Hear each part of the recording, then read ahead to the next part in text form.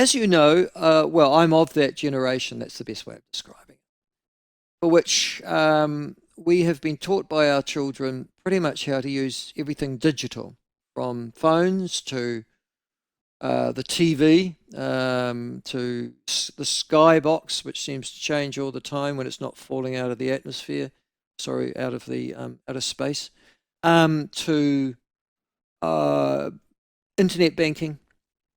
Our lives have changed quite dramatically. I guess we've had a technological revolution, you might argue, that has, in many ways, rivaled the Industrial Revolution of the 18th century.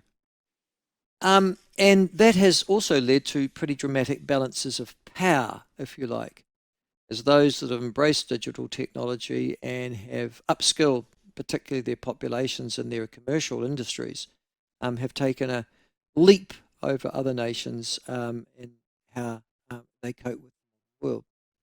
But in recent days, though, and so New Zealand's sort of place in all that has always been, well, I wouldn't expect us, frankly, to be a major technological leader. I don't know that that's necessarily our particular ambition, but that's exactly the right word to use. I might be illustrative of a belief that New Zealanders are followers when it comes to technology rather than innovators. And I don't particularly care, but I suspect that my lack of ambition is part of the problem that has been identified by the Technology Users Association of New Zealand in their annual Digital Priorities Report, who say that New Zealand lacks digital ambition required to keep pace with advances in technology, that they are disappointed with people like me, but not so much people like me, but people in authority, that there's a lack of legislation or regulation, that we have low or stagnant rankings for cybersecurity and privacy protection, and that in general, we're not doing enough to address escalating cybersecurity threats, bridging the widening tech talent gap in this country. We're so utterly reliant, apparently, upon people that we import into this country, and that large numbers of New Zealanders are being excluded. I guess that includes me, from a digital future in this country. Although most of the criticism that's come out of this particular group that I'll be talking to in a second relates to the tech talent gap, which is we simply do not have the people who are talented enough to do the job. This is regarded as something of an obscenity, I have to say, in this report. Well, TUANZ, or the Technology User Group New Zealand Chief Executive Craig Young, joins us now. Craig, thank you very much for joining us. I suspect that my ambition is, and sort of indifference is part of the problem you're seeking to address. Is that right? Oh, good morning, Michael. Yes and no. I'm of a generation similar to yourself, but obviously, being in the business, I use technology all the time. And look, you're using technology right now to deliver your services. So you're not really the person I'm looking at. You're right. I'm looking at decision makers across the board. I think one of the things we do know is that most Kiwis are pretty good at using technology when it's personal. So, and I'm not a TikTok user, but those social media platforms and internet, etc., and Netflix, we're all good at streaming on TV, particularly when your grandkids tell you how to do it, Michael. Yep, absolutely. And then, yeah, that's right. But where we're seeing a lack of ambition, I think, is in not just in developing technology companies in New Zealand. And I'm with you. I don't think we necessarily want to be the leader when it comes to technology. We'll have pockets of it. So Rocket Lab and Yep, Zero. We'll have those good example. pockets. Yeah. But yeah, but it's about everybody else using the technology. So it's like making banking easier and easier to shift, for example, by using technology. It's about some of the things that can we bring down the price of groceries or all sorts of things because you're using automation and technology. And it does come back to that tech talent one that you were talking about. We just don't have enough people to turn those ambitions into reality either. So it's a bit of a double-edged sword, Michael. So the report that you've come out, which is very critical of government leadership, and not just this government, but government as in sort of small g. Um, would you expect them to do to meet your need or your Mm. belief that for us to join, and at least be swimming with the tide in the Western, well, in the international world? Yeah, great question, because we know that most of the heavy lifting will be done by private sectors. So the big organisations, small organisations, they all need to use digital technology. And we're not asking the government for money, because we're not going to get on that bandwagon. Some money would be nice just to get some things done, but we're not asking them to fund everything.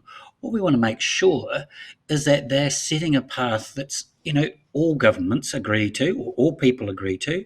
This is where we want to take this digital transformation to stay up with the world, or maybe get a little bit ahead. We don't want to be stuck in the middle of the pack always. And so it's about them talking about getting the settings right.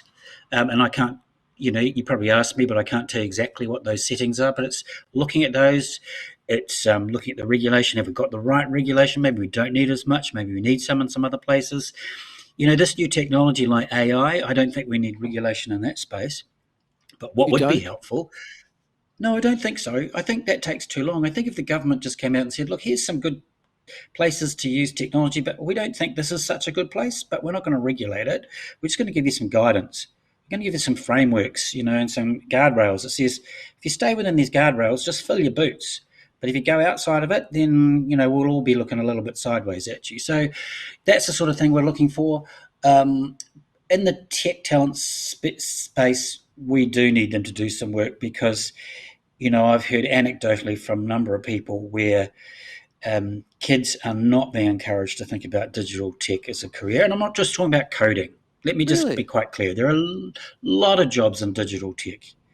There's a vast plethora of jobs, but parents and schools still seem to be leading them towards, the traditional um,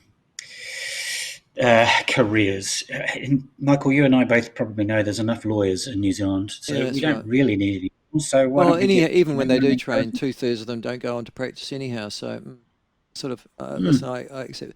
Listen, I know what you mean.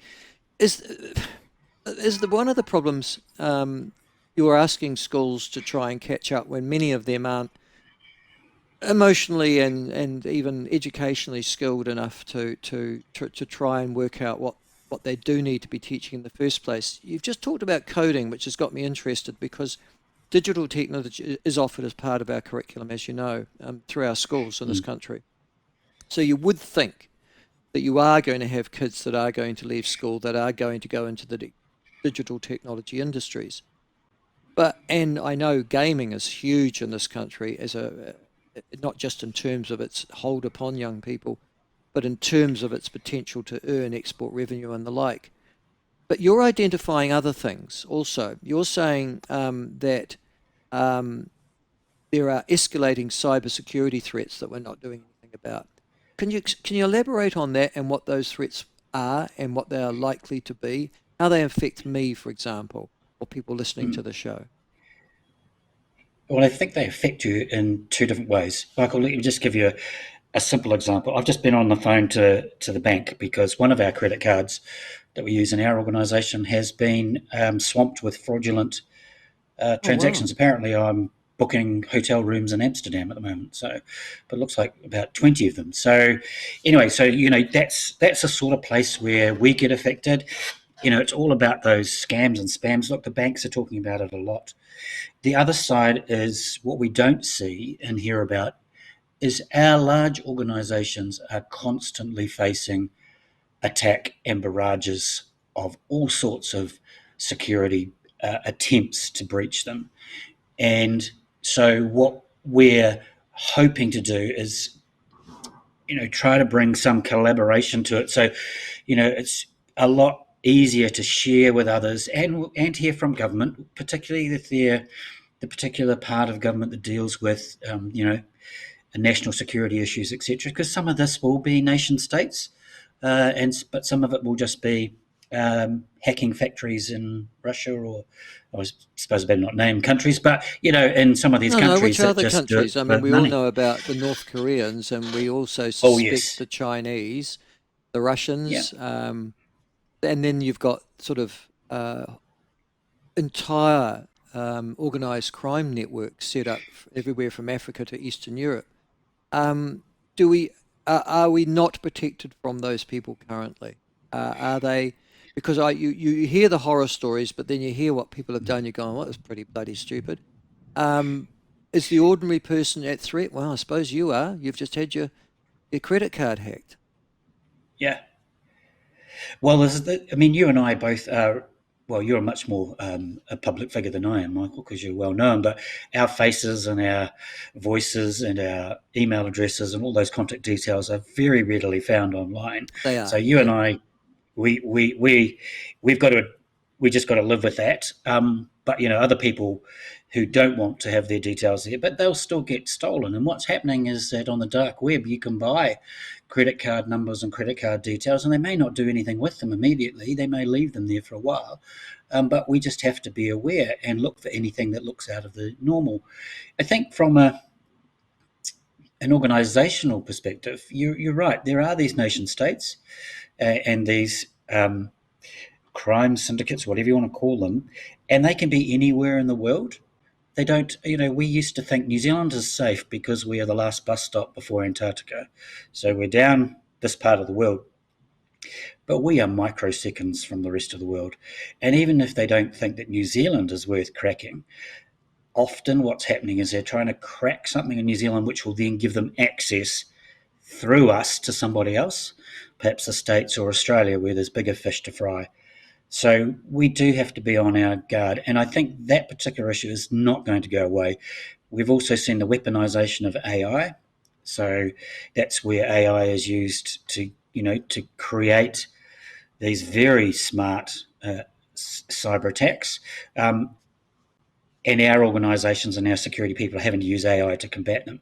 So I think that we're middle of the pack on these things, but we still need to do something in this space. Because the other side of it, of course, Michael, is if one of our large organisations get hacked, a data hack, and our details become public knowledge when perhaps we didn't want them to be, and that's quite a risk. So, and we do have the Privacy Commission and the Privacy Act, but we don't have the scale of fines, etc., that they have in Australia, for example.